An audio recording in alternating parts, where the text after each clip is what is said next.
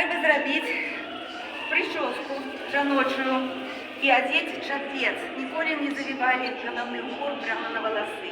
Дозвольте, я трошечки соберу. Я не буду уже вверх шмотать ваши волосики, а просто пропоную вам вот такую скрипить, просто чтобы они не мешали, не перешкоджали нам, да? Вот.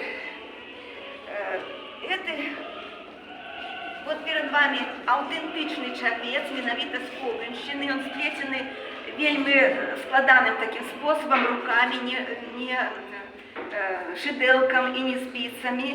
Так.